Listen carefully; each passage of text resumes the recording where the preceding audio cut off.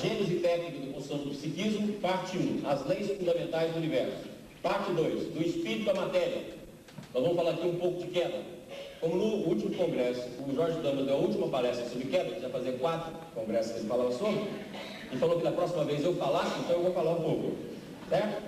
E a parte 3, da matéria ao espírito, que é todo esse processo da evolução.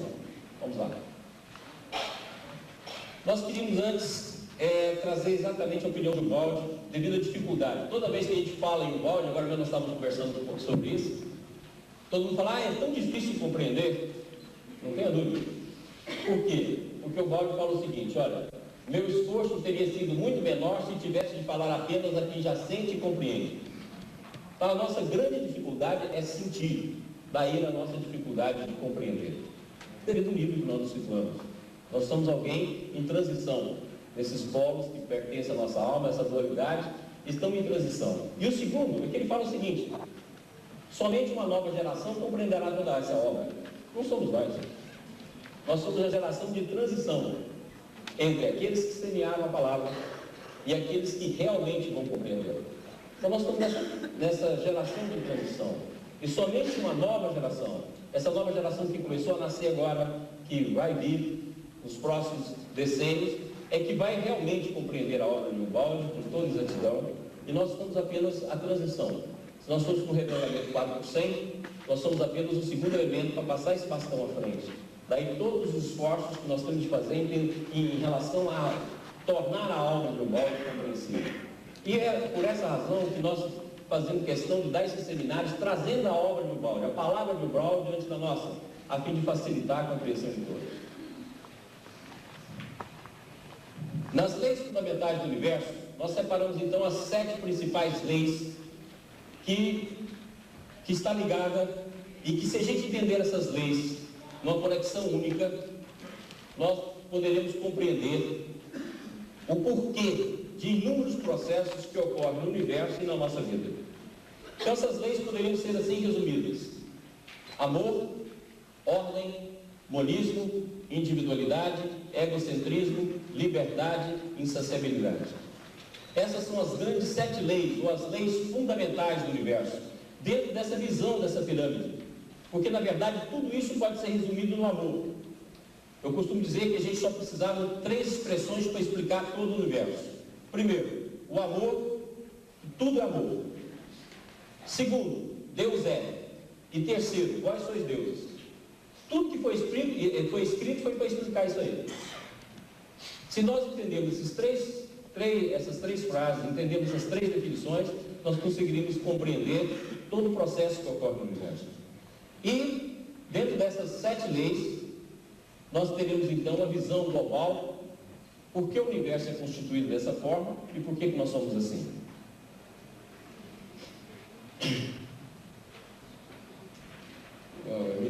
Começa no amor.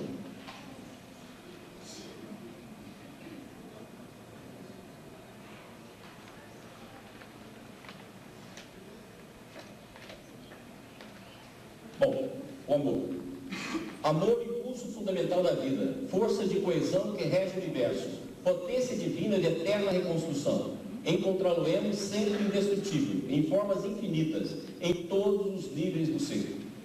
Então o amor só não existe, né, supondo a gente já passa a amar na fase de consciência, na fase do homem. O amor está presente em todas as dimensões do universo. Ele só vai recebendo nomes diferentes à medida que se expande. Dentro dessa visão do amor, tem essa frase em Deus e Universo que eu gosto muito. Ela é tão simples de estar aqui: Deus é amor e sempre dá. Nós temos uma mania de falar que Deus é justiça, que Deus cobra, que Deus pune. E, no entanto, Deus é amor, e só amor. Então, Deus é misericordioso, Deus é generoso, Deus é Pai. Inclusive, a expressão do qual Jesus se chamava Pai, o Pai dos céus, ela pode ser traduzida como Paizinho, que significa exatamente essa ligação afetiva, essa ligação amorosa. E Deus dá, Ele não cobra, Ele não pune, Ele dá. Só que existe uma maneira pela qual Ele mostra esse doar. A verdade não está escrita, mas fechada no pensamento de Deus. e só se revela a quem mereça conhecê-la, porque esse dará a garantia de saber usá-la bem.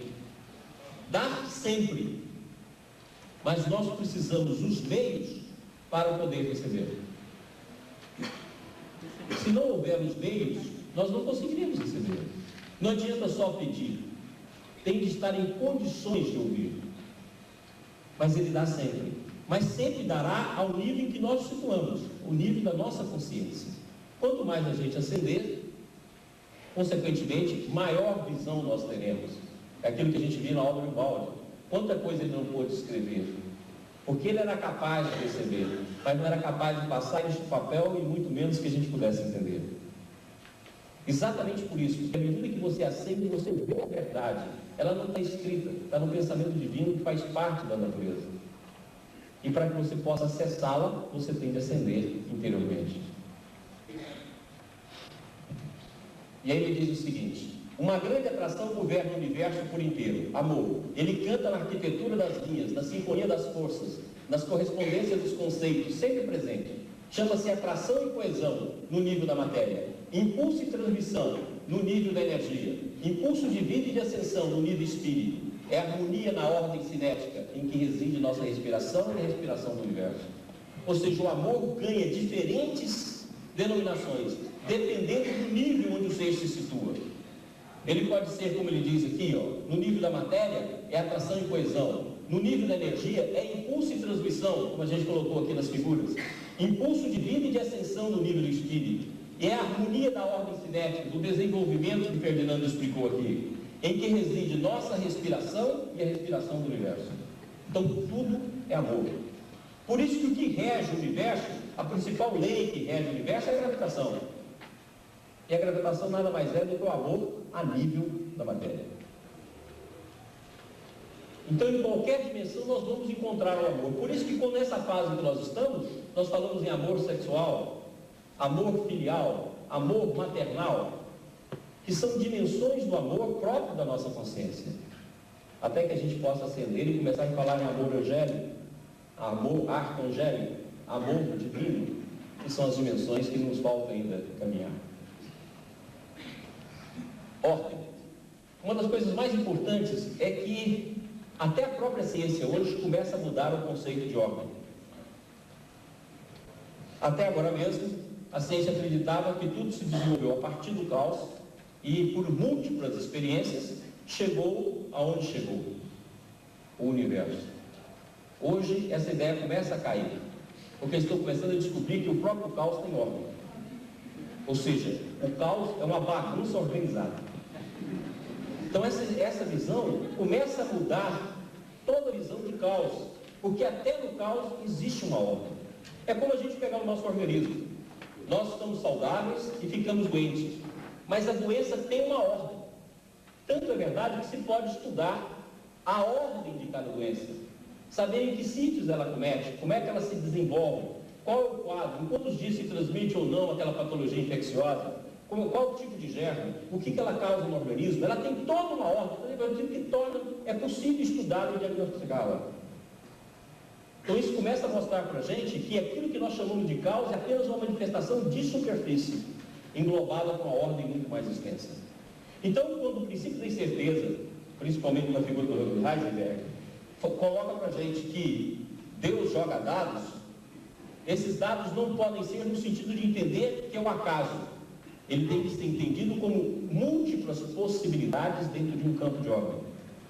Porque, como diz o Walden, tudo é ordem. Tudo. Não existe nada fora da ordem. O universo é regido por um princípio único. Já afirmei que o universo não é caos nem acaso, mas suprema ordem, a lei. O Ferdinando também explicou aqui. A lei que é intrínseca a todos os movimentos e fenômenos do universo. Como é possível controlar tantas variáveis? Nós não conseguimos controlar as variáveis de dentro da nossa casa. Então, um grupo pequeno a gente não consegue controlar as variáveis. Mas, no entanto, as variáveis do universo, tanto o universo visível como aquele que não é visível, tanto o universo material como o espiritual, é coordenado pela lei, porque ela se faz presente em cada fenômeno. Então tudo é ordem. A palavra acaso e injustiça constitui um absurdo. Vocês fazem favor de buscar esse telefone aí, gente. O negócio é esse. Lembra que não pode ter desordem telefônica aqui. Olha cá. A palavra acaso e injustiça constitui um absurdo. É um absurdo falar isso em relação ao universo. O acaso é apenas uma lei que a gente ainda não identificou. E injustiça, nós podemos cometê-la, mas somente em relação a nós mesmos. Porque nem em relação aos outros nós conseguimos. Porque nós só podemos dar diretriz à nossa própria trajetória, não à lei. É como já falei aqui nas outras vezes. Eu posso muito bem querer tirar a vida de alguém. Não consigo. Se as leis que regem o universo não me permitirem. Agora posso fazer algo em relação a mim mesmo. Porque a única coisa que eu posso mudar no universo é a minha própria trajetória. Está fechando, não é para vocês dormirem não. É para facilitar a visão. A lei. Eis a ideia central do universo, o sopro divino que o anima, governa e movimenta, tal como a vossa alma, pequena centelha dessa grande luz, governa o vosso corpo. Então, nós temos quadrilhões de células. Nós perdemos diariamente bilhões de células. E, no entanto, o organismo nosso se refaz a cada momento, sem que a gente consiga explicar e nem que a gente participe disso conscientemente. O nosso próprio organismo se refaz a cada dia, sem que nós possamos explicar como. E, no entanto, nós dirigimos quadrilhões de células. Quem é gordinho igual eu é mais, 5 milhões. Jorge Gama é 7 milhões. É claro? Jorge Amaral é 1 milhão e pouco. Consequentemente, quem coordena todas essas células é o nosso próprio ser em evolução através do inconsciente e principalmente daquilo que nós chamamos de subconsciente, que é o tempo. Nunca, pelo contrário, quanto mais adiantado, mais gente para carregar, né, Jorge? Exatamente. Como eu sou da parte do lado de cá dos quinquilhões, eu aceito isso aí. Vamos lá. Ordem. Ela é ordem e como ordem mais ampla e poderosa que a desordem. Portanto, engloba e avia para suas metas. Ela é equilíbrio, mais vasto que o desequilíbrio, com abarca e limita no âmbito intransponível. Equilíbrio e ordem são também o bem e a alegria. Em todos os campos, uma só lei. Ontem o Ariston falou aqui para nós, da experiência de Francisco de Sales, falando sobre alegria. Basta da alegria, quer dizer, não aguento mais. É exatamente isso. Por quê? Porque a lei é bem e alegria. Ela só é tristeza porque nós nos situamos presos em nós mesmos, no nosso próprio egocentrismo. Mas é bem e alegria, em toda parte. É que o Balde diz, com tanta abundância no mundo, nós passamos fome. E a principal fome que a gente passa é fome de amor. Nós somos carentes crônicos. E achamos que são os nossos namorados, nosso esposo que vai resolver o problema. Não vai. Por quê? Porque nós somos carentes do amor divino. E essa é a nossa busca. As leis de Deus são imutáveis, porque é perfeitas. O que é perfeito não pode ser alterado nem corrigido. Todo evoluído quer corrigir Deus. Se você quer saber se o ser é evoluído ou não, é só perguntar para ele qual a sugestão que ele faria a Deus. Faz um monte. Essa é a característica do evoluído. Ele quer ser conselheiro divino. Agora, as leis divinas são perfeitas em todos os aspectos. Em todos os aspectos, as leis são perfeitas. Não tem o que acrescentar. Nós não podemos acrescentar nada à lei. Como Jesus diz, pode acrescentar um pouco. Não pode acrescentar nada, nem um fio de cabelo. A lei é perfeita. Em todos os seus aspectos. Só que a gente quer sempre corrigir Deus em relação a nós. E quem tem que acrescentar a nós mesmos somos nós mesmos, porque nós também temos a percepção latente em nossa alma. Olha que interessante. Einstein, determinada feita, fez essa pergunta. Einstein expressou em certa ocasião que desejava saber como Deus criou o universo e se ele poderia ter o criado de outra maneira. Todo mundo que estuda o universo fala, será que teria outra maneira de criar o universo? Será que teria outra possibilidade? E essa é a pergunta que o próprio Einstein fez e muitos cientistas fazem hoje. E, no entanto, o próprio Balde já dá uma série de saídas ou de ilações que nos mostra uma possibilidade enorme. Vamos ver como é que o Balde responde essa pergunta. Lei não inexorável, não sensível, mas complexa, extraordinariamente complexa, em todo o entrelaçamento de suas repercussões. Uma lei elástica, adaptável, compensadora, construída com tão vasta amplitude que abarca em seu âmbito todas as possibilidades.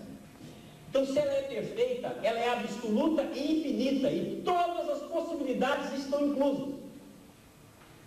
Então, não existe só o nosso universo, existe N universos.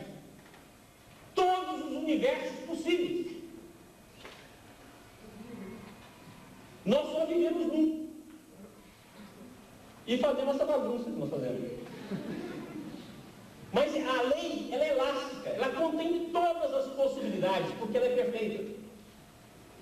É por isso que a nossa própria vida, dentro da limitação que nós criamos, pelo nosso livre-arbítrio, que eu chamo de determinismo, livre-arbítrio já usado, é que cria em nós todas as condições que muitas vezes limitam as possibilidades da nossa vida.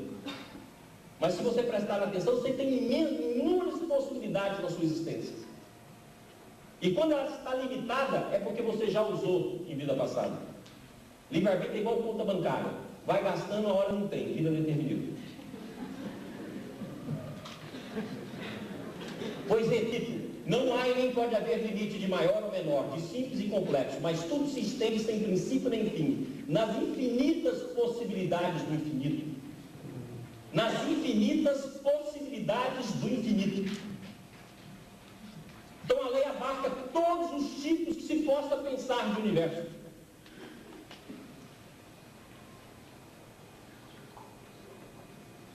É como nós já mostramos aqui em palestras passadas, a palavra do Haldane, que era um químico famoso, que teve muita importância nesse século, quando ele falava: o universo não é estranho, ele é mais estranho do que podemos supor. Porque é inúmeras as possibilidades. Dentro dessa ordem, inúmeros cientistas hoje começam a construir e fazer o seguinte, e dar esse testemunho. O universo foi projetado e está construído em bases matemáticas. E nós expressamos aqui aquilo que o Ferdinando já explicou, que são os números principais do universo. O 1, a unidade, a dualidade, o universo é trino, o nosso universo é trino, o 4 e o 7, que são as inúmeras possibilidades, os números universais. Depois de muito refletir, olha essa palavra aqui, é do Eduardo Lourenço. Ele é um meteorologista, matemático, e a partir dos anos 60 ajudou a desenvolver a teoria do caos. Ok? E essa palavra dele é muito importante, é uma pessoa muito importante dentro do campo da ciência. Ele diz o seguinte, olha: depois de muito refletir, calcular e suar, concluí paradoxalmente que o mundo é composto de uma desordem, a ordem não linear, organizada. Então nós temos dois tipos de ordem. A ordem linear, que é essa que a gente fala assim, a natureza não dá salto. E a ordem não linear, que é essa que a gente chama de causa. Que é essa que compõe o salto quântico. Então nós precisamos entender que o salto pode ser dado, desde que exista maturidade para isso dentro da aula. Então eu costumo dizer que a ordem linear é aquela que a gente chama muitas vezes de causa e efeito. Por quê? Porque ela não depende só de ti, ela depende dos outros. E a ordem não linear é aquela que você pode dar o salto dentro de ti, em qualidade interior, alcançando as dimensões íntimas que você possui. É aquela que Jesus diz ao bom ladrão: hoje mesmo estará comigo no paraíso. O paraíso não é um lugar, é uma dimensão interior. Então esse salto nós podemos ter, porque nós temos dentro de nós potenciais enormes. E esse salto é que nos dá visão de maior qualidade, como aconteceu com Paulo, como aconteceu com Madalena, como aconteceu com Ananias. São saltos inferiores. E o que mais a natureza dá é salto. Do sapo ao canguru, da física quântica ao homem, ela dá salto o tempo todo. Agora, lógico, esse salto só é possível no momento que existe maturidade. E existindo, nós podemos também evoluir no sentido de queda, mas podemos também alcançar uma posição superior. Tudo isso reforça a conclusão de que a ordem provém da ordem, demonstrando que a cosmologia do Big Bang, com sua proposta de que o universo se desenvolveu aleatoriamente do caos à ordem, está decididamente equivocada e ultrapassada. Essa visão da ciência que ele coloca o Big Bang nessa expressão, que não é o mesmo Big Bang do balde, que ele mostra que aconteceu todo um processo e que essa ordem engloba a desordem, e não existe acaso, e nem houve desenvolvimento de inúmeras possibilidades para chegar até o homem, no sentido de que não houve uma coordenação de todo esse processo, quer dizer, está realmente ultrapassado. Chegamos então na terceira lei, o monismo. Chegou a hora, o momento de afirmar que a lei significa não apenas, como disse, ordem, equilíbrio e precisão de funcionamento, mas acima de tudo significa unidade de princípio, por isso disse o monismo. Ora, se existe uma ordem, existe uma lei, e essa lei é una em qualquer dimensão. É aquilo que a gente fala, não, eu sou pai e mãe e com meus filhos eu sou igual. É uma tentativa de mostrar essa lei no dia a dia. Ou seja, ela é una em qualquer dimensão, em qualquer campo da consciência. Uma lei única que dirige tudo, isso que é monismo. Uma lei única que dirige tudo, ao conceito de um Deus que é a criação. Quando nós falamos em queda, não significa que nós saímos de Deus. Nós permanecemos de Deus, porque a queda foi interior. Não foi uma queda de um lugar mais alto para um lugar mais baixo. A queda foi um processo interior. Não tem como sairmos de Deus, porque não existe o fora de Deus. Então Deus está presente em cada manifestação, inclusive na manifestação da nossa consciência. O absoluto, e o Ferdinando falou isso aqui, o absoluto não se divide, mas se encontra sempre todo a si mesmo no relativo. Deus está assim onipresente em cada manifestação. Esse é o conceito mais completo de Deus, ao qual só agora chegamos. A grande alma do universo, o centro de irradiação e de atração, aquele que é tudo, o princípio e suas manifestações. Eis o novo monismo que sucede ao politeísmo ou monoteísmo das eras passadas. Só estou reforçando o que o Ferdinando diz, mas explicou, né? Vamos lá. O universo é um organismo monístico que funciona com um princípio único. Essa unidade de conceito é a mais evidente expressão do monismo do universo e da presença universal da divindade. Na infinita variedade das formas, sempre ressurge o mesmo princípio idêntico com nomes em níveis diferentes. Assim, no nível matéria, gama, temos a gravitação. No nível beta, energia, temos a denominação simpatia. No nível alfa, o amor. Alfa, o espírito. Eles constituem a mesma lei de atração no sentido de individualidade. E ninguém se torna o outro, porque somos únicos. É como se um tornasse dois. Um é um, dois é dois. E sempre assim será. Deus é o eu sou do universo. Ou seja, o espírito que rege o corpo, que é o universo. É o fato que, sem egocentrismo, desde os sistemas planetários, organismos celulares, sociais, não se mantém compacto em unidade. Ele é, pois, necessário a todo ser. Olha, como é que essa individualidade é mantida? Ela só é mantida porque existe o egocentrismo, que nós absorvemos na herança genética da criação divina. Se não existisse o egocentrismo, não existiria a possibilidade de existir individualidade. Egocentrismo não quer dizer egoísmo. Porque Deus é egocêntrico no sentido absoluto do altruísmo. E é daí que nasce o egoísmo, que é o pai de todos os vícios. Porque o egocentrismo na queda gerou o egoísmo. O egoísmo gerou todos os outros vícios que nós temos na aula. Mas sem egocentrismo não existe individualidade. Então o princípio básico do universo, que é a individualidade, só existe que existe o egocentrismo. E aqui nós fizemos essa figura para expressar exatamente isso.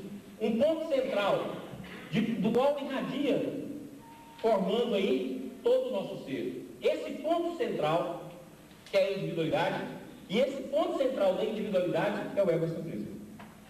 Tudo tem no centro.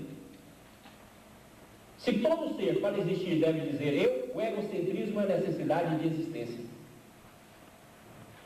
Tudo grita eu no universo. Não existiria individualidade sem egocentrismo. O egoísmo poderia então denominar-se egocentrismo evoluído, fechado e limitado em si mesmo, enquanto o altruísmo seria o egocentrismo evoluído, aberto e expandido do todo. Efetivamente, o primeiro é separatista, desagregador, centrífugo. O segundo é unitário, centrífugo. O primeiro se afasta de Deus, e o segundo se avizinha de Deus. Então aqui, tentamos mostrar isso nas figuras. Um movimento em torno da divindade, que é o ponto central lá, ó, que está no fundo de cada fenômeno, um movimento centrípeto em torno de um centro. E aqui, ó, o que aconteceu? Eu não achei a quarta figura, mas no próximo congresso eu trago. É o seguinte, ó. Você vê que ele faz o movimento e depois tenta inverter esse movimento. Então você pega esse movimento na hora que para aqui e inverte. Foi o que aconteceu conosco. Nós invertemos a nossa polaridade, deixando de estar em torno de um centro divino e passando a ter um centro de nós mesmos. Daí a queda e a contração. Estão entendendo? Olha lá, gente, não dorme não, hein? Deixa eu ver aqui que está tudo escuro. Tá bom. E olha, vai passar um pouquinho depois do meio-dia. Quem tiver com fome, espera. Tá bom? Vamos lá?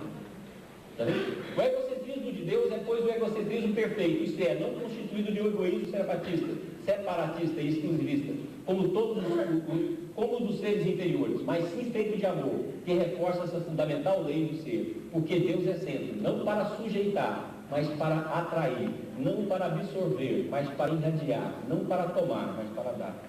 Olha bem o que acontece conosco. Nós queremos ser centro para sujeitar. Olha as ditaduras que existem no mundo.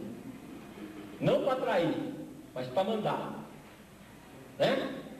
Então é exatamente isso que a gente quer. Não para absorver, e a gente quer absorver. E não queremos irradiar, nós queremos atrair para nós mesmos e todo mundo faz o que a gente quer. Nós queremos tomar e não queremos dar. Isso é o egoísmo. Deus é exatamente o contrário. Então aquela velha história, se você quer saber o que é Deus, é você ao contrário.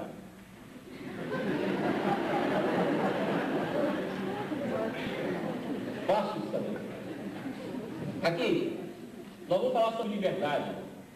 E a gente tem uma mania de toda vez que falar em liberdade, falar em determinismo e acaba não compreendendo a liberdade. Olha, o que existe no universo é amor. E se existe amor, existe liberdade plena e absoluta. Então, a imagem que veio na minha cabeça, da qual eu coloquei aqui, a liberdade é como se Deus tivesse criado o espírito como se fosse um pássaro e soltou ele num céu infinito. Falou, voa para onde você quiser. É exatamente isso. O voo de um pássaro num céu infinito. Isso é a liberdade que nós temos. E à medida que nós fomos voando, o nosso voo criou a nossa história e criou a nossa trajetória no qual nós estamos presos. E mesmo preso, você é livre. É como se a aranha tivesse feito a sua própria teia e nela tivesse ficado preso. Nós somos um pássaro divino com todas as possibilidades de voos infinitos. E nós traçamos a nossa trajetória. Só existe responsabilidade onde há liberdade. Então quando se fala assim, por que houve a queda? Porque existia a liberdade, existia o poder pleno, existia o egocentrismo. No nosso voo, nós fizemos a liberdade transformar em determinismo. Fizemos o egocentrismo transformar em egoísmo. E daí estamos como estamos. Fizemos o ser transformar no não ser. Mas por obra nossa. Agora, como Deus é misericordioso, Ele nos busca onde estivermos. Então o homem, nós podemos dizer o seguinte, o homem criou a evolução pela escolha. E Deus criou a evolução por amor. Não, isso é bonito que eu falei aqui, eu vou até repetir, gente. Não é possível que você essa foi inspirada, eu nem treinei isso em casa. Essa foi inspirada. Tá claro? Eu nem treinei. Eu nem sei se eu dou conta. Olha aqui. Por escolha, por liberdade, nós criamos a evolução. E Deus criou a evolução por amor. Obra nossa, foi o nosso voo, foi assim que a gente quis voar. E ele fala, por que a gente quis voar assim? Porque a gente quis ser maior do que o próprio Criador dos pássaros. Nós trocamos o poder por amor. Então o que nós fizemos? Era para amar a Deus. Nós trocamos por um poder devido à grande expansão que é originária do egocentrismo. Então somos artistas da nossa própria vida. E aí quando a gente reencarna nesses corpos grosseiros e fica preso à matéria, nós também fazemos as nossas vidas. É por isso que existe a quedinha, quedão, vai embora. Porque nós somos livres. Mesmo ignorantes, somos livres. Olha que coisa linda. Ignorantão, livre. Burrão, livre. Só faz coisa errada, livre. E aí a gente vai aumentando a teia que nos cobre. E aí quando ela nos sufoca, a gente fala, Deus não é justo. E Deus fala, meu filho, vai puxando fio por fio. E a gente, não, é sofrimento demais. Não tem outro jeito, foi o caminho que você escolheu.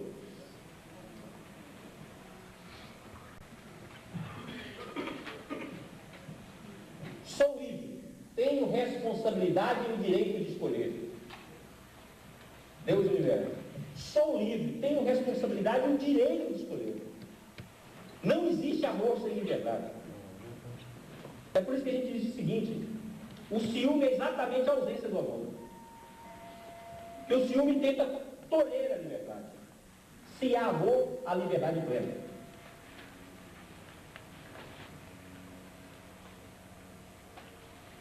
Então daí a razão por que nasce o ciúme. A ausência de amor.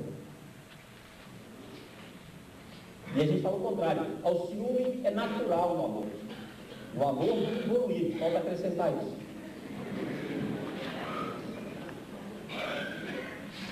E aqui nesse quadro a gente quer mostrar exatamente isso. O homem que vai fechando o seu quadro e fica preso nele, dando volta. O determinismo da matéria gradualmente evolui para o livre-arbítrio da consciência, à proporção que essa se desenvolve. Porque o livre-arbítrio fundamental foi o antes da queda. Depois que você criou o determinismo, começa a sair dele e o seu livre-arbítrio está preso dentro daquilo que você constrói. Olha aí. Vamos ficar aqui até o final da aula para ver se sai desse negócio. O ser está livre de movimentar-se à vontade, mas logo depois desses movimentos se apoderam as forças da lei, que fatalmente os guia para os seus efeitos. Ele é livre dentro de um campo de lei.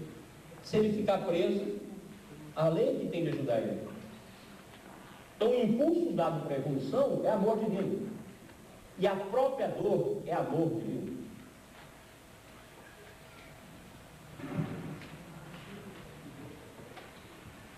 Consequentemente, existe aí o último processo que é a insaciabilidade. E a gente muitas vezes vê muito comentário disso. O cara rouba, parece que é insaciável. E a gente fala também. Todos nós somos insaciáveis onde a gente joga o foco da nossa busca. Se for o vício, vai ser o vício. Se for o sexo, é o sexo. E isso vai gerar insaciabilidade, porque não tem como, é um processo da alma. Nós somos insaciáveis no sentido de Deus. E é isso que faz o movimento. Olha como é que ele diz. A necessidade de evoluir imposta pela lei está gravada nos mais profundos instintos de nossa alma, a insaciabilidade. A insatisfação que permanece no âmbito de todas as vossas realizações, qualquer desejo satisfeito que vos faça debruçar para outro horizonte mais amplo. O desenvolvimento que vos atormenta logo vos separais. O ilimitado poder de adicionar, inato em nosso espírito. Tudo vos diz que sois feito para caminhar. Isso pode constituir ânsia e ilusão, mas a estrada de progresso, é esforço da ascensão. Não tem como parar. Agora, como essa insaciabilidade está dentro da nossa alma, nós vamos jogar ela nos mais diferentes motivos. Daí você vai ver os mais diferentes vícios.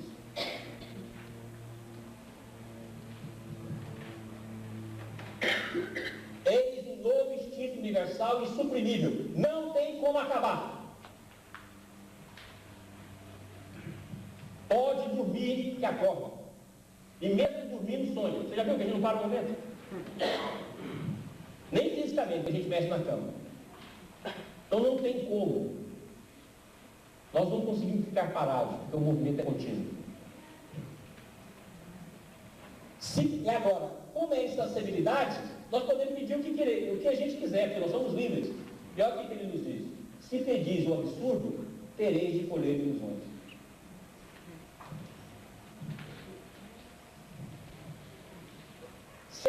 insaciáveis como Deus vos quer, trabalhando substancialmente, criando o bem na eternidade.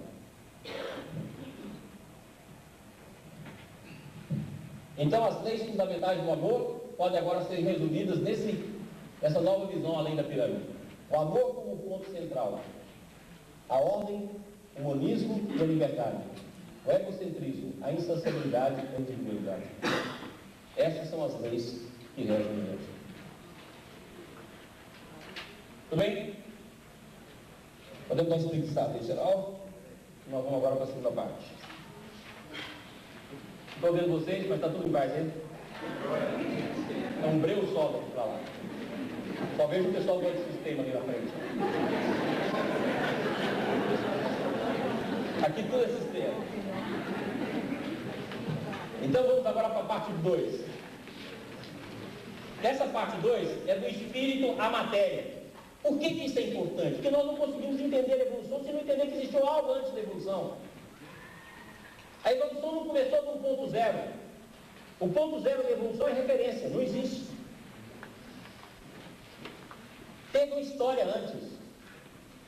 Então não tem como falar apenas da matéria ao espírito sem falar do espírito à matéria. Deus. Vamos falar um pouco sobre Deus, criação e eternidade. Deus causa primeira sem causa. Não tem princípio nem fim. Tudo gera sem ter sido gerado. Deus simplesmente é. E tudo Ele é. Não encerrado no limite de uma dimensão. As várias dimensões nasceram depois, entre as quais o tempo e o espaço, apenas como limites do ser, enquanto Deus é o ser sem limites. E também nós fomos criados assim. Nós é que na queda criamos as dimensões.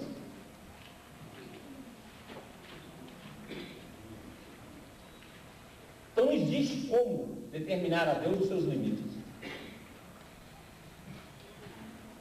O infinito, uma vez definido, não seria mais infinito. E os orientais são mestres nisso. Não fazem definições, porque não tem como definir Deus, Espírito. Isso é algo da razão. E a gente fala, mas como? Porque a gente só tem a razão.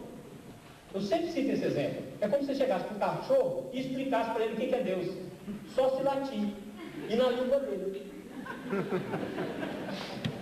Para ele poder entender. Ele só tem um instinto.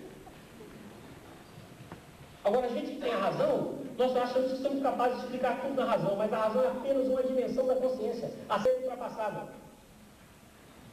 Essa história de falar Deus é racional, não é. A razão é para ser pequena igual nós. A ordem que expressa o pensamento divino é muito mais ampla do que a gente pode chamar de razão. E a gente só chama a gente de racional porque olha para os animais e fala, não, eu sou um pouco diferente de você. Certo? Só por isso. Então, consequentemente, não tem como definir. Não tem como colocar Deus dentro da dimensão da nossa visão. Se pudesse, e olha onde estou ontem, copiou isso aqui da minha palestra. Foi lá na minha casinha aqui, falou, Maurício, pega aquele negócio mesmo e copiou. Tá? Eu vou mostrar que ele decorou direitinho, você vê que o cara é inteligente. Se pudesse definir o infinito, a definição de Deus deveria estar para nós primeiro no negativo, isto é, como negação de tudo que para nós, em nossa posição, ao contrário, existe. Ou seja, não vou chegar lá no estômago. Olha aqui, é exatamente o contrário. Lembra que eu falei aqui? Deus é gente invertido. Não é nem a nossa imagem no espelho. Você vai para trás do espelho, é Deus. Certo? Tudo que é o contrário. Então, se você quiser falar de Deus, fala tudo o contrário do que você vê e é. Está claro? Tudo o contrário. Até isso que você chama de amor. Eu amo, Deus ama. Não é esse amor que você está pensando. Deus é vida, não é essa vida que você está pensando. Viu como é que ele disse? Ser o contrário da sua própria consciência. Pronto, então não tenta definir. É por isso que o Valdo fala, quem tenta está totalmente enganado, porque Deus se sente. Se você não sente, não define.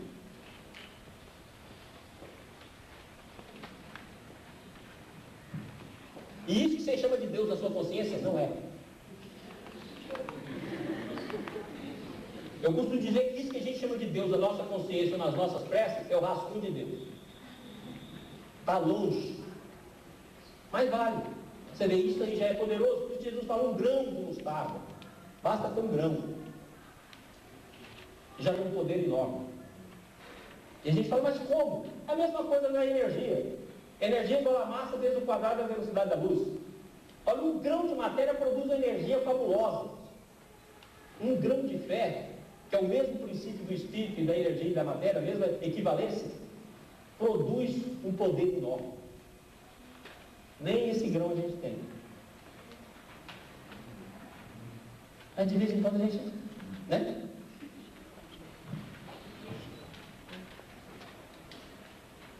O absoluto divino só existe no infinito. Sua manifestação existir, manifestar-se, não pode ter tido início. Em sua essência totalitária, ele não age no tempo, a não ser no sentido de um ato de seu eterno devenir, no sentido de uma particular descida sua no relativo. Nesse sentido, deve ser entendido e são compreensíveis as escrituras. Não existe tempo para Deus. Então, é um absurdo você falar, quando é que Deus nos criou? Não existe criação. Então, Deus não nos criou? Nem isso eu creio. Para a gente entender, nós vamos ter que falar Deus e falar em criação. Mas Deus sempre pode ter existido, como diz o Balde, em estado orgânico. Criatura de Deus. Houve um momento para a queda. Não existe um momento para a criação. Porque Deus não cria no tempo. Deus é tudo, não apenas o bem. Porque mesmo quando a gente faz o mal, nós estamos usando forças divinas. O motor da nossa alma são as energias divinas. Não tem como você fazer esse motor funcionar, mesmo com mal, sem utilizá-lo. É por isso que mesmo fazendo mal, a gente acaba encontrando bem. Porque a gente usa a mesma força, só que no sentido contrário.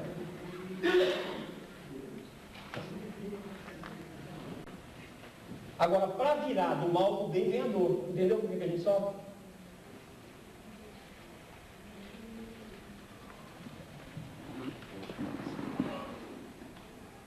Deus é o absoluto, e como tal não pode ter contrários nem ponto externo. Nenhuma das características do relativo. Sua manifestação não pode ter princípio nem fim. Não é, Bíblia? Né? No relativo podeis colocar uma fase de evolução, mas não é o eterno devenir da substância. No infinito podeis colocar-vos a vós mesmos, os fenômenos de vosso concebível, mas não a divindade suas manifestações. Não tem sentido falar em evolução de Deus. Quem fala isso não entende nada. E só tem sentido falar em evolução do homem porque nós caímos. Podeis chamar criação um período do devenir, e só então falar de princípio de fim. Nesse sentido, fala as revelações. Então, como sentido didático. Guardai para vós os conceitos de tempo, de espaço, de quantidade, de medida, de movimento e de perfectibilidade. Não deveis medir a divindade com medida a vós mesmos. Não tenteis defini-la, mas muito menos com aquilo que serve para definir-vos a vós mesmos, por multiplicação e expansão do vosso concebível.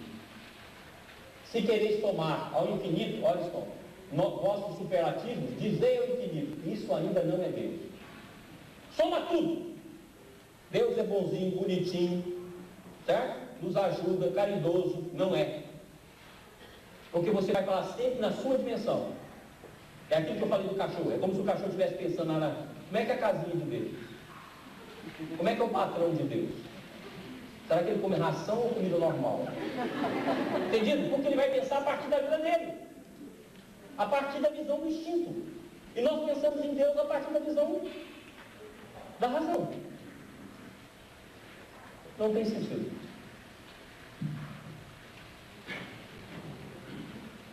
Consequentemente, se nós não temos que falar de Deus e criação, outra coisa que nos cansa muito, eu gosto de repetir isso, eu trouxe isso aí porque está na obra do Balde, é que a gente acha que a evolução é um tempo sem fim. A gente fala, ai meu Deus, vai ter que evoluir isso tudo. Não é assim que ele fala? Porque a gente pensa a partir dessa vida nossa, olha meu Deus, essa vida vai repetir até quando? E a gente acha que o paraíso é um tempo que não tem fim não. E a gente vai viver aquele tempo. E com essa memória vai desaparecer, gente. É a mesma coisa que eu pergunto, cadê a memória de quando a gente estava na época da pedra? Na fase da planta? Você nem tem ela mais. Imagina se você vai tê-la na época do Espírito. Tempo é memória. Porque a gente arquiva as imagens uma a uma. Porque o nosso pensamento funciona por imagem. Cria um tempo. Então a eternidade não é um tempo longo. A eternidade é um não tempo. É o que ele diz aqui. A eternidade é alguma coisa qualitativamente diversa do tempo situado nos antípodas. Ele não é prolongamento de um tempo que, embora avançado, sempre está sujeito à duração. É um tempo imóvel, que não anda e jamais passa. É um não tempo. Então a eternidade não é um tempo longo. A eternidade é um não tempo.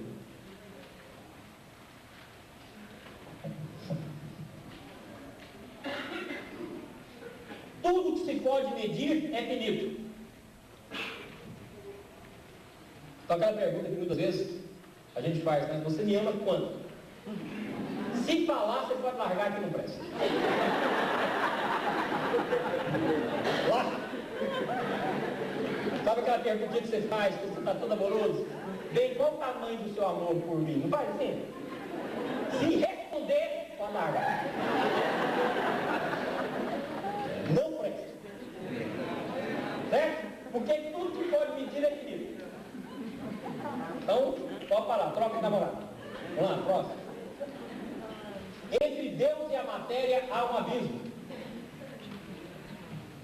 Então não tem sentido Deus ter criado a matéria. Deus criou o espírito. E quando ele se contraiu, surge a matéria. Mas entre a dimensão divina e nós, existe infinito.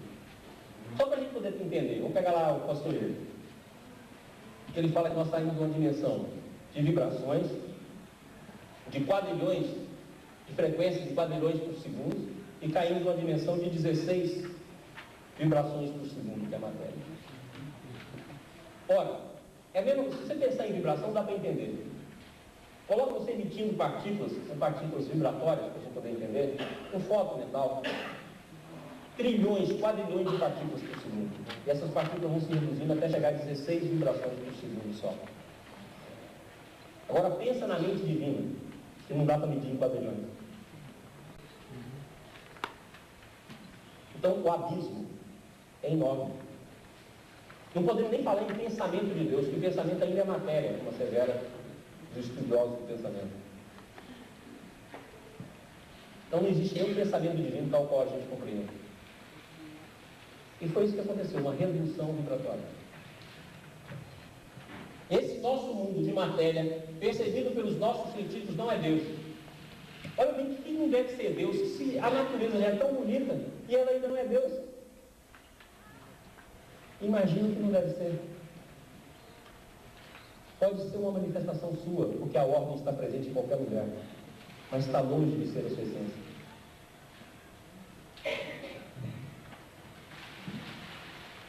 Chegamos assim a um conceito de Deus que se avizinha da abstração.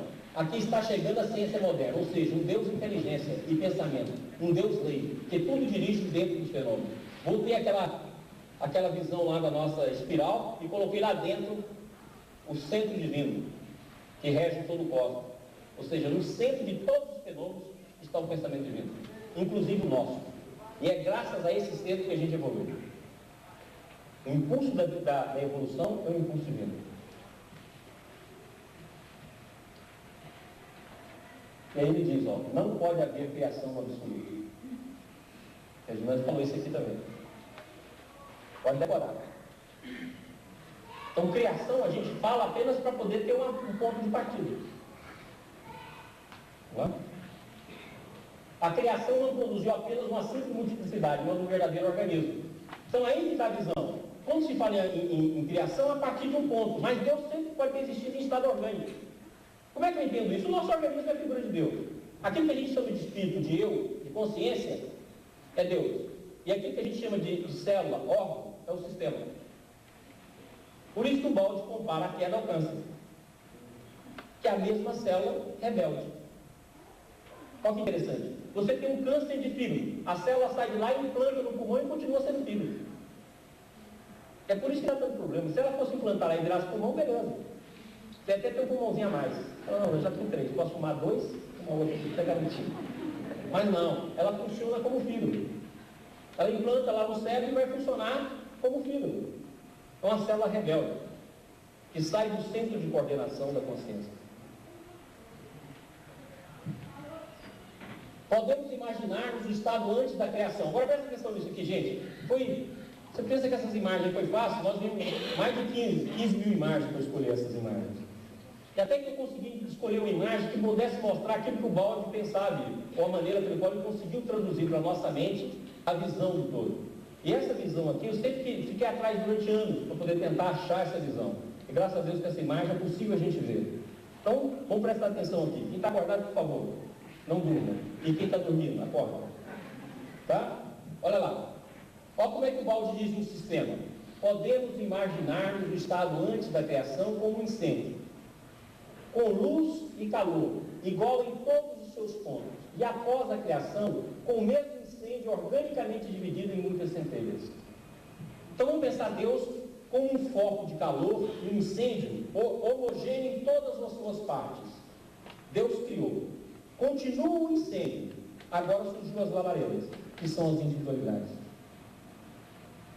Era o mesmo incêndio. Deus no seu estado homogêneo. Passou ao estado heterogêneo. Criador e criatura. Mas dentro do mesmo fogo.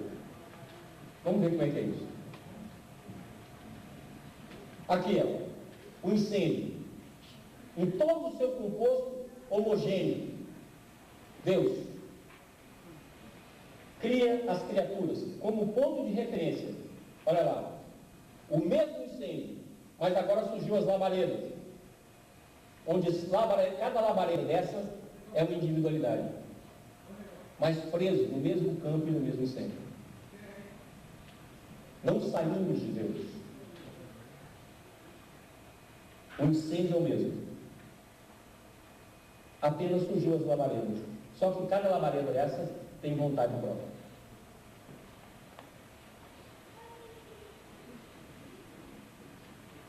E aqui nós representamos aquilo que eu falei dos números.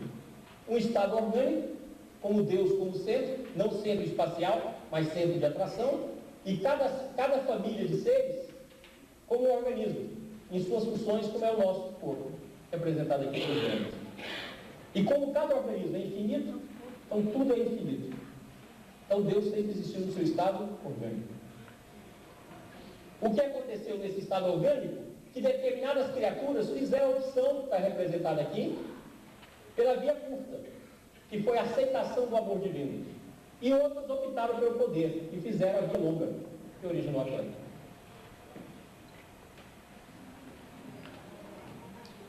Então aqui nós vamos transmitir apenas a imagens da queda, para que a gente possa ver isso em imagem. Podemos imaginar o nosso universo atual como um todo mundo, que qual um espelho se tenha fragmentado em milhares de partículas. Então pega um sistema e despedaça, igual um espelho que quebrou. Ele não sai da moldura, não tem como sair de Deus, mas se fragmentou. A mesma coisa, como é um processo interno, por isso que a gente pode falar em ego, eu superior, que são os fragmentos do espelho que começam a se unir. Dimensões superiores de consciência. Gente, estão entendendo? Então agita aí, movimenta. Fala assim, vez do nó. Porque senão não estou vendo. Animou, mano. Vai bater foto. Presta atenção. Ó. Cada uma dessas, embora em fragmentos com respeito ao todo, conserva em particular as qualidades, de modo a podermos traduzir, mostrar a natureza do todo. Não obstante o fragmento tenha perdido a unidade global com a fragmentação. Pega uma chama e divide ela. Foi isso que aconteceu conosco. Então a imagem da queda 1. Aqui não deu porque apagou. É o espelho, está vendo? E ele fragmenta. Uma parte permanece, que é o sistema, e a outra parte nós vamos chamar de antissistema. Mas não tem como sair da moldura. E não existe o externo da moldura. Queda 2. Como é que se originou a queda? O espírito pelo poder tinha que pretensão. A pretensão era inverter o sistema, mas esses elementos não eram o centro, eram planetas e não o Sol. Comparou com o nosso Sol e o nosso planeta. Não lhe restava então outra possibilidade senão de funcionar como resistência com as massas negras em um sistema de massas brancas. uma quantidade de massas negras navegando em um organismo dinâmico de massas brancas, mas essas são mais fortes porque o centro é branco. Então houve uma inversão de qualidade. Vamos ver como é que ficou essa imagem. Olha aqui. Aqui está o centro. Deus. Centro como centro de atração. Aqui estão as massas brancas, representadas por essas inúmeras cores, que movimentam em torno do Pai na aceitação amorosa.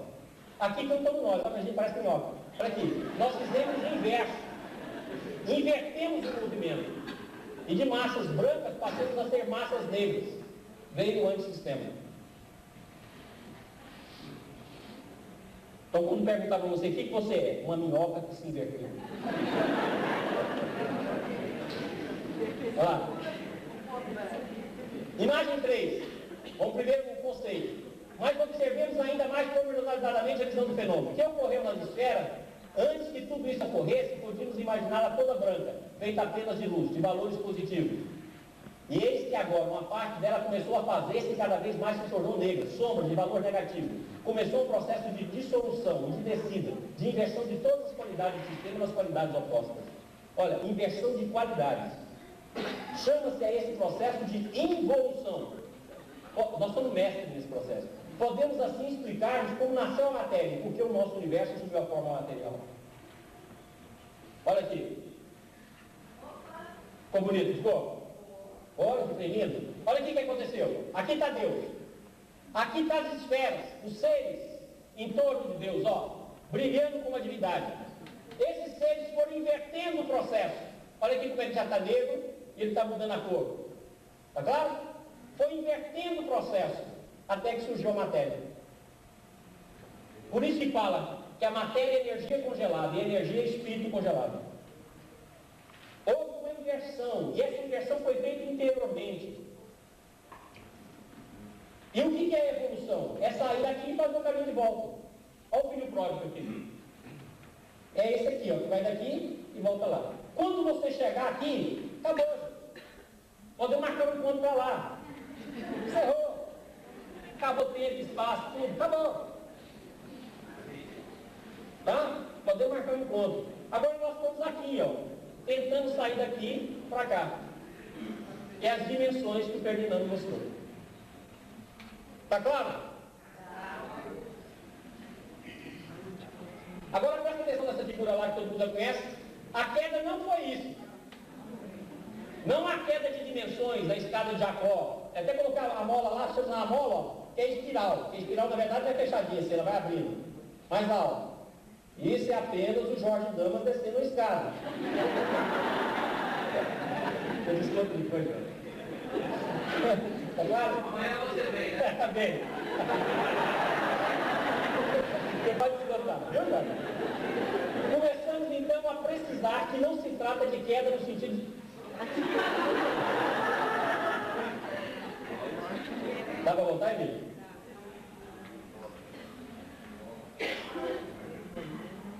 Isso.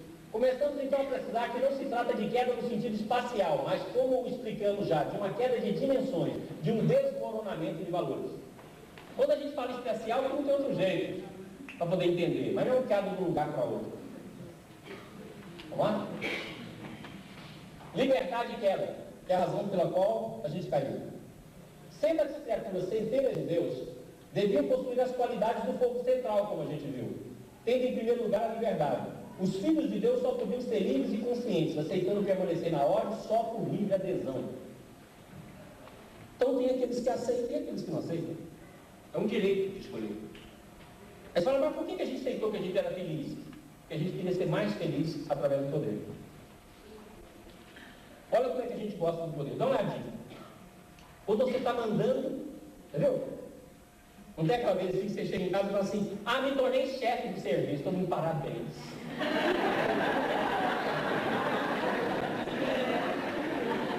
É assim? Olha o poder como é que é importante. Fala assim, ó o político, vou me sacrificar, candidatarei ou ser candidato nas próximas eleições. Porque as bases pediram. Qual a base? A lá de casa. Por quê? Porque o poder. E esse poder não dá um sentido. Você já viu? Qualquer coisa é o maior do mundo. O Senna, o melhor piloto do mundo. Aí o Schumacher começou a ganhar demais? Mais ou menos. Porque a gente sempre quer o maior, porque o poder do esporte, o poder de qualquer lugar. Essa foi a nossa opção, por isso que estamos tanto aderidos ao poder. Não foi da livre adesão. Não foi do amor.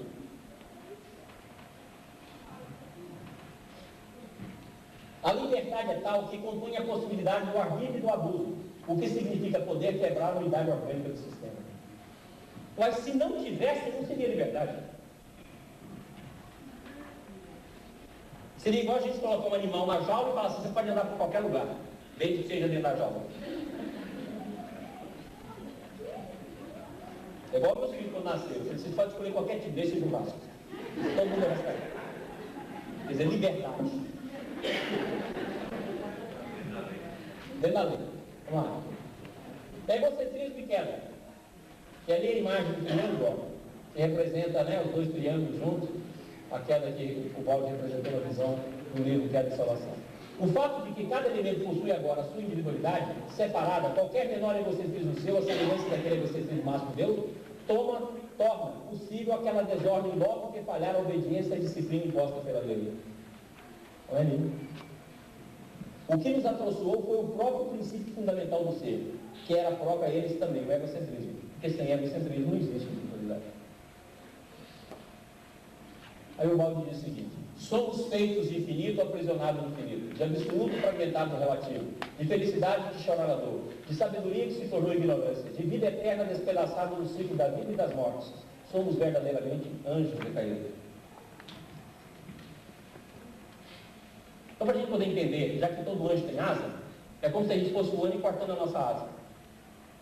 Aí caiu, ficando no chão e falou, meu Deus, por que Deus fez isso comigo? Agora a gente tem que esperar criar a pelúcia para a gente poder voltar a voar. A primeira criação, a verdadeira, perfeita obra de Deus foi a espiritual. A nossa material é uma segunda criação, posterior e imperfeita.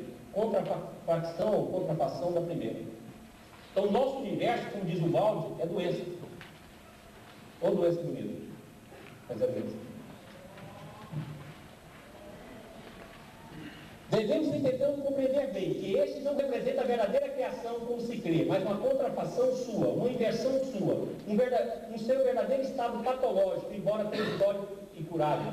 Ou seja, o universo é patológico, ele é transitório.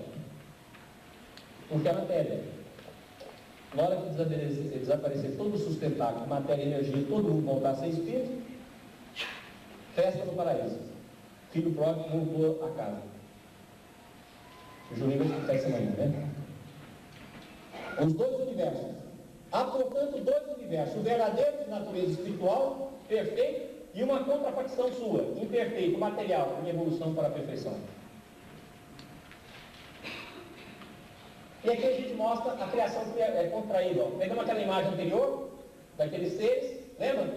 Que rodavam em torno de Deus, o que a gente era, mas sem adesão. Invertemos o processo, surge o átomo. O átomo já é uma conquista da evolução do menos infinito. Mas estou colocando aqui como ponto de chegada para poder facilitar a nossa compreensão. Trata-se aqui de um organismo imperfeito no seio do maior e perfeito organismo de todo o mundo Deus. Trata-se de unidade extinguida, enferma, de uma criação distorcida, corrupta, desmoronada na forma matéria. Trata-se de uma criação contraída por evolução, e que por evolução deve novamente expandir-se até Deus, do qual tentou destacar-se. Do átomo, vai para o homem, do homem ao arcanjo. Aqui a originária centelha espiritual está envolta nas trevas da forma matéria, da qual deve, evoluindo, ressurgir, libertando-se dela. Tudo bem? Quem tem uma bolachinha aí pode separar, viu gente? Aquele negócio do estômago. Vai pegar a bolachinha e comendo enquanto a gente aguarda aqui, que tiver muita fome. Ainda tem umas coisas para mostrar. Assim como evolução havia significado expulsão, assim evolução significa reabsorção. Dois movimentos compensados, inversos e complementares, que se equilibram. Assim a energia é a prisão do espírito, tal como a matéria é a energia controlada. Já falamos aqui. Vamos lá? Se o primeiro movimento vai na direção do aprisionamento, o segundo segue a direção da libertação. Pois isso, a matéria deve ser reabsorvida pela energia e esta pelo espírito. É o movimento que nós estamos fazendo. No fim, tudo termina em Deus, que for o ponto de partida. Deus é sempre o centro de tudo. E tudo se reduz a um movimento, que partindo de Deus volta a Deus.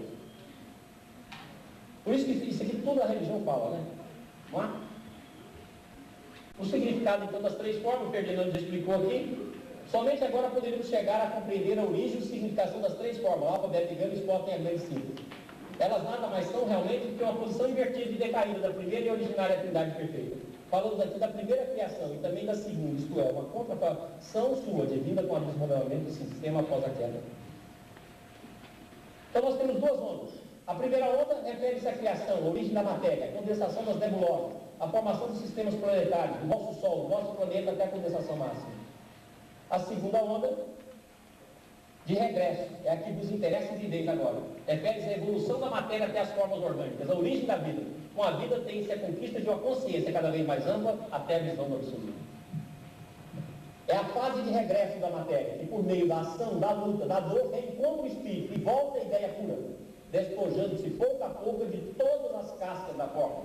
Lembra das cascas de cebola que o Zante falou aqui? São as nossas cascas. Tá bom? E a grande equação da substância? Aí vai ser explicado aí por quem vai falar sobre a evolução. É de alfa, beta, gama, voltando a beta e voltando de novo a alfa. Sois consciências que despertam, almas que regressam a Deus. Se vosso universo é infinito como vórtice sideral, o sistema de universo, o sistema de sistemas de universo é infinito, que contém todas as possibilidades. Consequentemente, surgem as dimensões, e também já foi explicado aqui, que são as dimensões aqui que nós estamos, ó. O balde nos assevera em acesso mística, que esse processo aqui, o mais X, já está fora do tempo e do espaço. Então nós estamos aqui, alfa, beta, gama.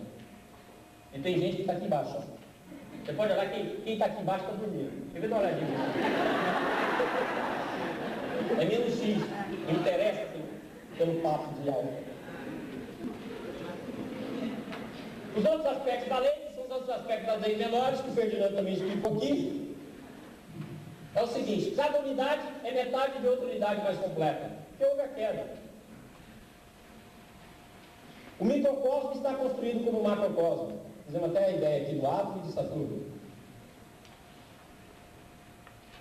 Cada fenômeno tem uma lei, essa lei é o ciclo. Colocamos lá a espiral e a chuva aqui, que é o ciclo que a gente mais conhece. Agora presta atenção nisso aqui. A espiral que veroemos é a trajetória típica do desenvolvimento de todos os movimentos fenomênicos. Então tudo do universo assume a forma espiral. Aqui está como bola, mas coloca uma espiral abrindo. Volta aqui, ó, só que abrindo em dimensão. Essas aqui mostram exatamente isso. Gente, presta atenção aqui que a nossa consciência é uma espiral. Por isso que a gente expande e contrai. E a gente expande e contrai dioturnamente, uns mais, uns menos. Por isso que tem tristeza, alegria, depressão. Porque a consciência expande e contrai, expande e contrai. Ela expande e contrai tanto que quem lê os livros espíritas, principalmente os trabalhos feitos por Ernesto Lozano, vai falar lá da visão panorâmica. O que é a visão panorâmica? A consciência na hora da morte expande ao máximo. E depois contrai ao máximo. Por isso que vê toda a história do nascimento, da morte até o nascimento. Porque a nossa consciência é uma espiral, uma expansão. Por isso nós colocamos essa rosa abrindo aqui para mostrar isso. Ó. Nós fazemos esse movimento o dia todo. Aqueles que estão na fase mais evoluída vai fazer uma expansão muito maior, mas também uma contração muito maior. Por isso que quem lê lá a nova civilização do terceiro milênio, quando ele explica o fenômeno Francisco de Assis, você vê a contração que ele teve antes de surgir os estigmas. É o grande, como diz o Valdo, era o grande assalto do mal durante a noite. Na madrugada, ele se refaz. Porque a grande expansão, ó, expande e contrai. Assim é a nossa consciência. E não tem como. Não tem como ser só ter dias felizes. Todo mundo visita o próprio corpo. Toda a criação é feita e funciona por meio de germes. Então tudo é um germe e cresce. Semente. O princípio do mínimo esforço regula a economia da evolução, evitando desperdício inútil de forças. Não existe perda, né? O princípio de casualidade garante a concatenação do desenvolvimento fenomênico, já que o efeito deriva da causa. Eu mostrando aqui o canhão, que é o tiro, né? Quando o Módulo faz o estudo das trajetórias, ele fala sobre isso. Você lançou, quando chegar aqui não tem o que reclamar, foi você que lançou. A indestrutibilidade da substância é universal. O Zante explicou isso. Outro que a lei da evolução implica é de relatividade, já que só o relativo pode evoluir. A evolução só é possível num sucessivo, finito, progressivamente perfectivo, como é o nosso. Princípio de analogia ou de afinidade. Só são possíveis contatos, permuta e fusão entre afins. É o nosso caso, nós estamos aqui por afinidade. Por isso que a gente está entendendo tudo. Espero. Movimento. Isso aqui eu tirei do Biocosmo. O universo é um corpo pulsante em contínuo movimento giratório. Todos os seres do universo são isomórficos, têm uma mesma e única imagem, distinguindo-se unicamente quanto às suas dimensões, fato que confere aparente forma distinta. É aquilo que o Ariston citou ontem aqui, que é o universo holográfico. Ou seja, o todo está na parte, e a parte está no todo. Tudo bem? Gente, eu tenho que ter um tempo aqui ainda, hein? Já combinei com a direção. Ninguém vai me tirar daqui não, tá? Tudo bem? 20 minutinhos, amanhã tem filme? A gente terminar? Então tá. Aguenta ou não? Se não aguentar, eu cruzo aqui. Olha lá. Parte 3. A matéria. Então agora vamos da matéria ao espírito. Já explicamos a queda, já explicamos o espírito da matéria. E vimos porque tudo é ordem. Porque na verdade tem uma história. Não existe evolução que vai fazendo por experiência e a pessoa vai adquirindo. Vai desenvolvendo o que já existe dentro de si mesmo. Então agora nós começamos da matéria, do átomo. Pode-se definir a matéria como uma forma de energia, isto é, um modo de ser da substância que nasce da energia por condensação ou por concentração e regressa a energia por desagradação. Por isso nós colocamos o prisma aqui, ó. É o mesmo princípio do prisma, da luz branca que se abre em várias outras. Mas é o mesmo princípio. Após haver percorrido uma série evolutiva de formas cada vez mais complexas e diferenciadas, e reencontram unidade em reagrupamentos coletivos. Nascimento e morte da matéria. A matéria nasce, vive e morre para renascer, reviver e tornar a morrer, tal como o homem eternamente descendo de beta a gama e voltando a beta. Quando o vórtice interior, por ter atingido o máximo de condensação dinâmica, não mais pode suportar e se quebra. É o caso do elétron. Elétron, o átomo, né? Se você pegar o hidrogênio, ele vai ter lá um elétron só rodando em torno do núcleo. Se você pegar o urânio, vai ter 248. Na hora que chega nesse nível, ela abre o vórtice. Surge a energia. Da matéria, por concentração, então vamos colocar aí, 1, 2, 3 até 248, surge a radioatividade. Degrada-se. Volta ao movimento. Assistimos assim então ao fenômeno da desagregação da matéria, que chamais radioatividade, própria dos corpos velhos, com peso atômico maior, seu máximo de condensação. A matéria nasce no centro da Via Láctea e morre na periferia, através dos vórtices. O Rosante também explicou isso aqui.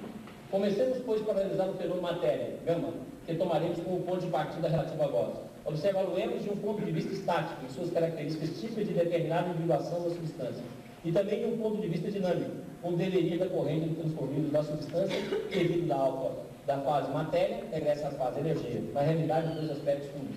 Então, se você olhar a matéria, você vai ver no sentido estático, ou seja, ela parada. E se você ver no sentido dinâmico, você vai ver ela como um processo que está em evolução. Vemos, todavia, que toda a estrutura planetária do átomo nos fala de energia e de velocidade. Logo que observamos em profundidade, o fenômeno matéria se dissolve em sua aparência exterior e se revela em substância, a energia. Assim, a matéria, tal como a concebeis habitualmente, desvanece em vossas mãos, deixando-vos apenas sensações produzidas por algo que é apenas energia e determina um movimento que se estabiliza por sua altíssima velocidade. Eis a matéria reduzida à sua última expressão. Ou seja, tudo é movimento. Aquilo que a gente vê estático é por causa da nossa visão. Tudo é movimento. Então, na verdade, a matéria nada mais é do que movimento. E a energia é um movimento mais amplo. E o espírito é o maior movimento. Então, tudo é movimento. Por isso que nós colocamos lá como um dos aspectos menores da lei, tudo se movimenta.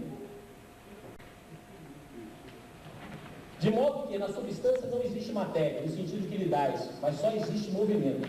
A diferença entre matéria e energia é dada apenas pela direção diferente desse movimento. Rotatório, fechado em si mesmo na matéria, ondulatório, o ciclo aberto e lançado no espaço para a energia. Você vê que o Baldi com essa teoria aqui ele mostra por que existe esse problema da partícula e da onda. Porque se tudo é espiral, a espiral aberta é onda, a espiral fechada é partícula. Então, quando se abre, dá onda, quando se fecha, dá partícula. Por isso que nós vamos encontrar esse dualismo dentro das teorias físicas. No princípio havia o movimento, e o movimento concentrou-se na matéria. Da matéria nasceu energia, da energia emergirá o espírito. E aí, consequentemente, olha aqui que interessante, toda a matéria, mesmo aquela considerada bruta e inerte, é viva e sente. Pode plasmar e obedece quando atingido por um comando forte. Entendeu por quê? Quando existem esses super-homens que reencarnam aqui na Terra, tratam os seres inferiores como irmãos? Porque ele percebe que são vivas, que tudo está vivo. Se o universo é uma rede, e a física quântica está mostrando isso, não tem como ter uma parte viva e uma não viva. E a parte viva ser desenvolvida de uma não viva. Então tudo está vivo. Porque tudo vibra, tudo movimenta, e o movimento é a vida. Entendeu isso, gente? Então agora, em vez de você criar, por exemplo, só animal, né, cachorro, meu filhinho, meu gato, pode criar pedra, come a pedrinha. Está vivo. Tudo está vivo. Tudo é vida, não existe nada morto no universo. Até o nosso corpo, quando morre, é vida.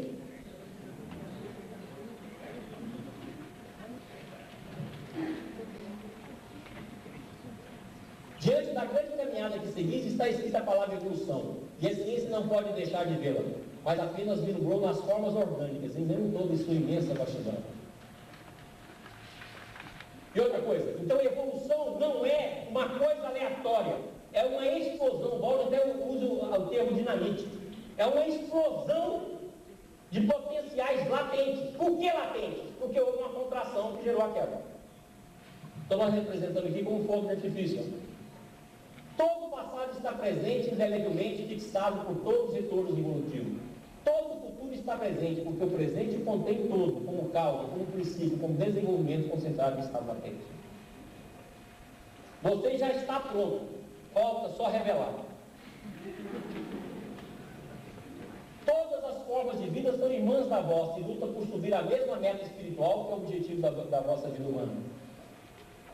A escala dos estados psíquicos que a vida percorre até alcançarmos parte das primeiras formas inconscientes de sensibilidade vegetal, percorre as fases de instinto, intuição inconsciente, raciocínio, a vossa fase a vossa atual fase, você vê que ele é bom para a gente, né? Intuição inconsciente, raciocínio, a vossa atual fase, tem gente que nem aqui está, consciência, intuição consciente ou superconsciente. E tudo começa pelo átomo. Porque o átomo já é a obra do menos infinito. O menos infinito evoluiu até chegar no átomo. E o átomo evolui até chegar ao arcano. Procedendo no sentido inverso, o átomo é uma coletividade decomponível em unidades menores. O átomo é composto de um ou mais elétrons que giram em redor de um núcleo central. O que individualiza o átomo e o distingue é justamente o número desses elétrons que giram em torno dele. Você vê a individualidade até na substância, até no átomo. Disse que o elétron gira em redor do núcleo. Ora, nem mesmo o núcleo é o último termo. Em breve aprendereis a decompô-lo. A profecia de Balde. O Luciano falou ontem. Então você vê que ele mostrava isso já em 31, 30. Porém, por mais que procureis o último termo, jamais o encontrareis, porque ele não existe. Não tem último termo. Hoje nós estamos começando a ter a teoria das cordas. Daqui a pouco vamos ter a corda da cordinha da cordinha. Vai embora. Não tem último termo. Nessa pesquisa dirigida para o âmbito da matéria, acompanhais o caminho descendente, que o ômega percorre de alfa, beta, gama, e tereis de encontrar beta, isto é, a energia do qual nasceu a matéria, e ao qual veremos regressar em seu caminho ascensional que reduz a energia. Aquela equação que nós mostramos. Vamos aí. Pode ir, amigo. Aqui eu vou pular aqui, porque eu não vou voltar nesse assunto. Olha bem que interessante. Então, o que nós somos? Nós somos alguma coisa entre o cachorro e o anjo. Por isso que de vez em quando a gente morde e assopra. Não é assim que a gente fala? Então olha aqui. Essa imagem aqui representa muito bem isso. A luta entre corpo e alma é para o homem a luta evolutiva da sua liberação. Mais abaixo ainda existem seres prisioneiros de formas bem mais densas, em que a escravidão é cada vez mais pronunciada. Mais embaixo se encontram os animais, depois das plantas, depois das pedras. O homem está a meio caminho. Mesmo que fala o livro dos Espíritos, né? Está a meio caminho.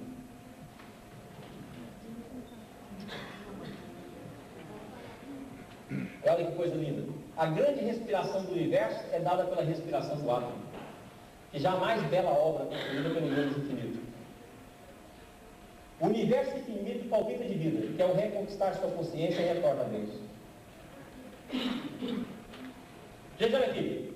Agora presta atenção que nós estamos acabando. Quem já está achando um saco, pode acabar, que está acabando. Olha aqui. Presta atenção aqui que nós vamos dividir esse processo em 3 fases. O Balde divide esse processo em 3 fases. Do átomo até o cristal. Do cristal até o homem. Do homem ao super-homem. Ok? É o que nós vamos ver agora. Então presta atenção aqui, ó. Do átomo arcanjo. Aqui está o átomo de urânio. Nós colocamos aqui os números do universo, os 7. Então, quer dizer, a construção do menos infinito constrói o átomo, que é a maior construção, a mais bela obra de arte do menos infinito. Esse átomo se abre em inumeráveis formas que manifestam o princípio interno da consciência que está lá. E aí, ó, nós colocamos os números fundamentais do universo. Até que do átomo, pelas inúmeras formas, chega a ser construído o cristal. Que é o que tem de melhor, a maior construção de toda essa fase. É o que o Balde diz aqui, ó. Do urânio ao gênio, traçaremos uma linha que deverá ser contínua. Das formas dinâmicas passam as psíquicas, começando pelas mais baixas, em que o psiquismo é mínimo, os cristais. Os cristais são sociedades moleculares, verdadeiros povos organizados, e regidos por um princípio de orientação matematicamente exato. Nesse princípio reside o citado psiquismo. Aí o cristal abre de novo inúmeras possibilidades, que vai fechando até construir o ser de maior expressão dessa fase, que é a célula. E da primeira célula se iniciará, através de milhares de formas, de tentativa, de fracasso e vitória, a lenta conquista que gradualmente triunfará no homem e dele hoje, lança-se para as últimas fases do terceiro período de vossa evolução, que se resume na conquista da superconsciência e na reação biológica do reino de Deus. Aí a célula vai de novo e abre inúmeras possibilidades até chegar na planta. Cabe, pois, à planta a glória de ter sabido cumprir o esforço da primeira construção orgânica. Sem ela, a superior vida animal não teria podido formar-se e subsistir. Aí a planta se abre, vai de novo percorrendo todo o processo até chegar no animal. Se na planta temos o primeiro degrau da transformação da energia em vida e da constituição da matéria orgânica, no animal subimos a um degrau mais alto, da transformação da vida em psiquismo. A destruição do produto da vida das plantas significa a construção de um material ainda mais perfeito, o espírito. Aí o animal abre de novo, chega no Zé Amaral.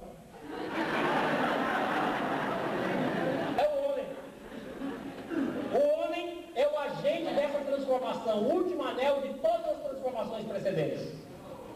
O homem, rei da vida no planeta Terra, conquistou uma consciência individual própria, que constitui prêmio e vitória. Agora está construindo outra mais vasta, a consciência coletiva, que o organiza em unidades nacionais e fundirá uma unidade espiritual ainda mais vasta, a humanidade. E o homem é a síntese de tudo isso. Por isso você vai encontrar o mineral no homem, você vai encontrar um circuito tipo cristal no homem, olha o nosso olho. Você vai encontrar célula, vai encontrar árvore, ele vai para a árvore brófica, você vai encontrar o animal, os instintos, porque ele é uma síntese de tudo isso. Você pode ver que o nosso próprio organismo é assim, tem mineral, tem movimento, tem energia.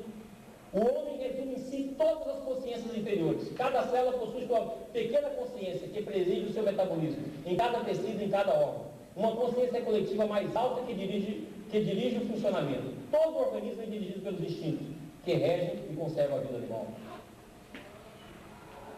Agora, do homem, nós vamos para o super-homem. Está o maior exemplo dele aí, que nós estamos estudando a obra dele. Nesse tipo, o concebível dilatou-se até a síntese máxima. A consciência atingiu a dimensão superior da intuição.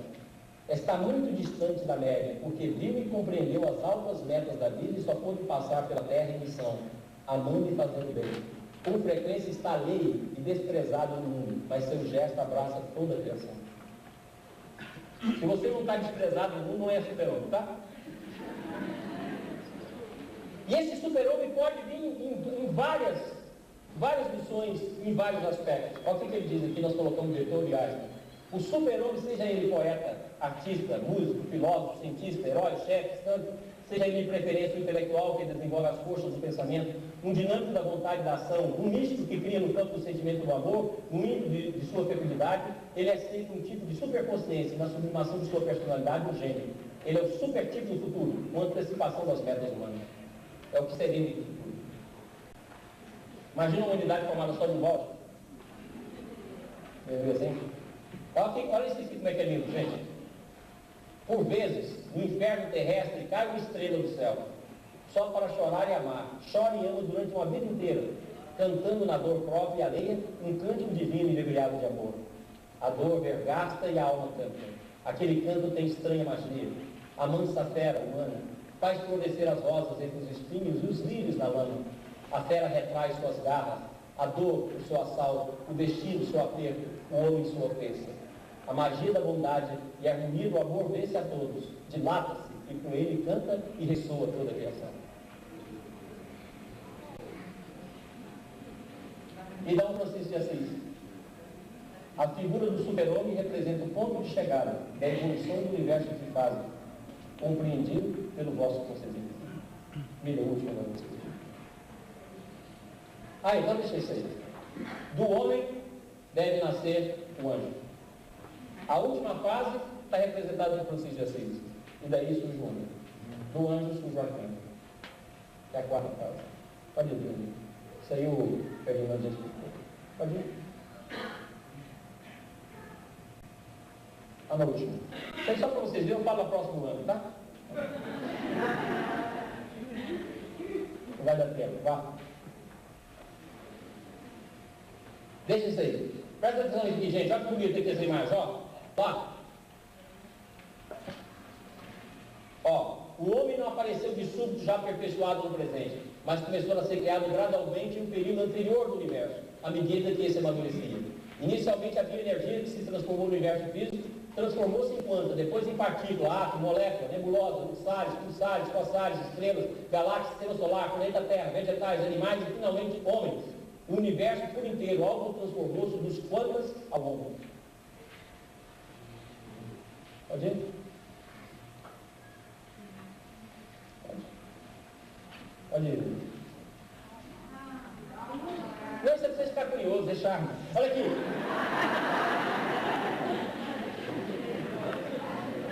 Pessoal, isso tudo é para mostrar a grandeza da obra que nós estamos aqui tentando entender e tentando estudar. E quando a gente tentar entender alguma coisa e compreender algo, lembrar dessa última frase de sua voz, que contém a grande síntese, e que a gente repetiu ela em vários congressos, mas nunca muito. E diz o seguinte: se durante anos e anos uma humanidade diferente, muito maior e melhor, olhando para trás, pesquisar essa semente lançada com muita antecipação para ser logo fecundada e compreendida, admirando-se como tenha sido possível adiantar-se aos tempos, tenha ela um pensamento de gratidão para o ser humano, que sozinho e desconhecido realizou este trabalho por meio de seu amor e de seu martírio. Meus amigos,